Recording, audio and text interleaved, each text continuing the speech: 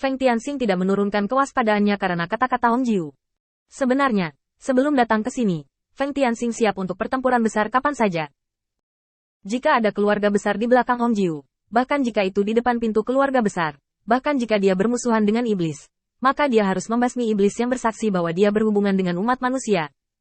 Demi umat manusia, Feng Tianxing dapat menanggung banyak hal, termasuk melarikan diri dengan penghinaan, yang juga berada dalam jangkauannya yang dapat diterima. Sekarang melihat bahwa di belakang merpati merah bukanlah keluarga besar seperti 12 garis keturunan kuno, tetapi sebuah keluarga kecil, Feng Tianxing merasa sedikit lega. Karena ini adalah ujian, biarkan mereka menggunakan cara untuk menyelidiki. Jika benar-benar ketahuan bahwa ada sesuatu yang tidak masuk akal, paling buruk pukulan punggungnya akan menjadi pembantaian yang menghancurkan. Jika sesuatu benar-benar terjadi pada saat itu, orang luar adalah semua orang kita sendiri, jadi tidak mungkin untuk menutupinya.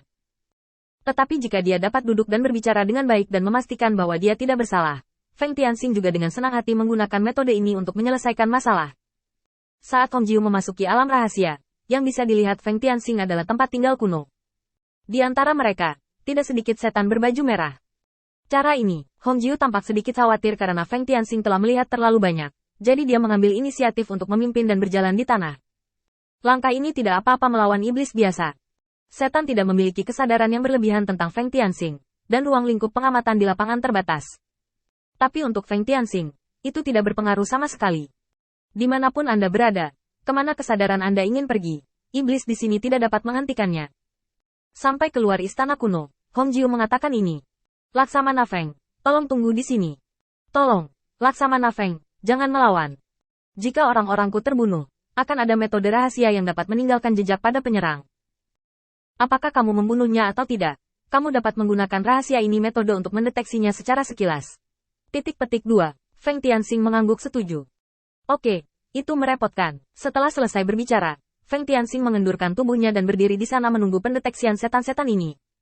Di aula utama saat ini, dua iblis sedang berbisik melalui transmisi suara. Keterampilan akting Feng Tianxing yang luar biasa ini. Jika saya tidak memiliki berita tentang transmisi suara dari setan-setan itu sebelum mereka mati, saya akan disimpan dalam kegelapan. Jangan kaget. Iblis yang bisa melakukan hal-hal di kota utama tanpa identitas penguasa kota-kota utama tidaklah sederhana. Aku hanya sedikit khawatir. Bagaimana kita akan berakhir jika kita bukan lawan? Bukan lawan? Saudaraku ini terlalu memalukan bagi Feng Tianxing. Kami telah mencoba hal semacam ini untuk mengatasi kekosongan sendirian. Tidak mungkin melakukannya sebelum kami memiliki informasi, dan akan mudah jika kami memiliki informasinya. Dia hanya itu tidak lebih dari keuntungan memiliki kecerdasan, dan kekuatannya tidak boleh terlalu kuat. Kedua iblis itu dengan cermat mengamati pemandangan di luar aula. Di kaki gunung, setan yang tak terhitung jumlahnya telah berkumpul. Mereka bersiap untuk mencegah Feng Tianxing melarikan diri. Setiap iblis yang datang ke sini siap mati, tapi demi kehormatan keluarga, mereka rela memberikan segalanya. Untuk sementara, suasana menjadi sedikit aneh. Saat cahaya merah jatuh dari langit, iblis di aula melangkah keluar perlahan. Feng Tianxing, kamu bersalah. Membunuh anggota klan saya, dan masih berani datang ke istana saya untuk membersihkan kejahatan, sungguh berani.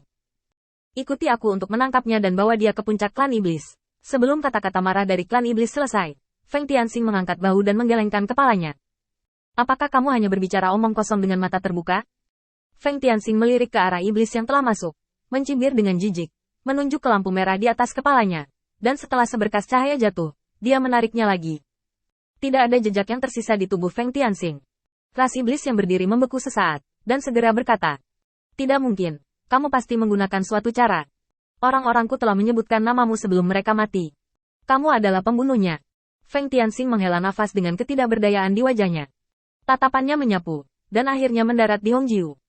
Kakak Hong Jiu, apakah ini yang kamu katakan padaku untuk mengembalikan kepolosanku? Bahkan jika kamu ingin menjebakku, panci sialan ini tidak disimpan seperti ini. Hong Jiu melihatnya lagi, merasa sedikit bingung. Melihat bahwa Feng Tianxing bukanlah seseorang yang bisa dipusingkan, dia melangkah maju dan berkata, semuanya, jangan khawatir. Metode yang ditinggalkan nenek moyang kita tidak mungkin salah. Jika Feng Tianxing benar-benar pembunuhnya, pasti akan muncul. Dengan cara ini, Laksamana Feng mengawasimu dan santai. Biarkan aku mengujinya lagi nanti. Feng Tianxing menghela nafas. Tidak peduli berapa kali kamu mencoba lagi, itu sama saja, tidak ada artinya. Karena kamu masih meragukannya, maka aku akan bersantai sejenak dan memberimu 2 kesempatan untuk memeriksa metodemu. Red Dove, datang dan tatap aku. Memiliki tidak ada sarana yang digunakan. Ngomong-ngomong, kedua iblis di sana, jika kamu tidak perlu didesak, kamu bisa datang dan melihat lebih dekat. Kalian semua adalah saksi setan di luar. Ada begitu banyak setan, jangan bilang aku curang. Pengaturan ini akan jauh lebih ketat daripada pengujian yang mereka rencanakan semula. Hong Jiu berdiri di samping Feng Tianxing tanpa daya, mengatakan bahwa dia tersinggung, dan kemudian menggunakan kesadarannya untuk memantau Feng Tianxing dengan cermat untuk memastikan bahwa tindakan kecil Feng Tianxing tidak akan berhasil. Tapi kali ini tesnya masih sama, tidak ada jejak apapun di tubuh Feng Tianxing. Hong Jiu dengan enggan mengumumkan hasilnya, dan kemudian memberi isyarat kepada Feng Tianxing. Laksamana Feng, tolong, ada banyak kesalahpahaman dalam masalah sebelumnya. Tolong jangan dimasukkan ke dalam hati, Laksamana. Bukankah kamu hanya ingin bertanya apa yang terjadi di tempat terlarang ini? Aku akan memberitahumu secara singkat tentang cara mengirimmu keluar. Jadi kamu tidak ingin masuk tanpa izin di masa depan. Hong Jiu merapikan semuanya dan pergi dengan Feng Tianxing. Kelompok iblis yang tersisa hanya bisa menatap kosong. Mereka tidak bisa berbuat apa-apa. Red Dove adalah bos keluarga mereka saat ini, yang dapat memutuskan segalanya. Tetapi mereka hanya bertindak bersama. Tidak peduli berapa banyak tebakan yang mereka miliki, itu tidak akan berdampak praktis, dan mereka tidak dapat mengubah apapun. Feng Tianxing melirik Hong Jiu di sebelahnya, dan tiba-tiba menamparkan kepalanya. Apakah metodemu jatuh pada si pembunuh?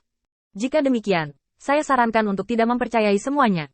Beberapa metode tidak akan terkontaminasi dengan jejak ini. Pengingat Feng Tianxing yang baik hati membuat Hong Jiu agak bingung bagaimana menjawabnya. Saya hanya bisa mengucapkan terima kasih, lalu terus mengambil angin dan pergi. Dengan cara ini, dia berjalan dengan sangat gugup, dan tidak berlebihan untuk mengatakan bahwa dia ketakutan. Hanya saja tidak ada yang bisa memahami kegugupan ini. Sudah ditakdirkan sejak awal bahwa tidak ada yang mengerti mengapa dia begitu gugup dan berhati-hati. Karena Feng Tianxing di sebelahnya kemungkinan besar adalah pelaku sebenarnya, dan dia belum bisa mengatakan sepatah kata pun. Karena itu adalah bencana.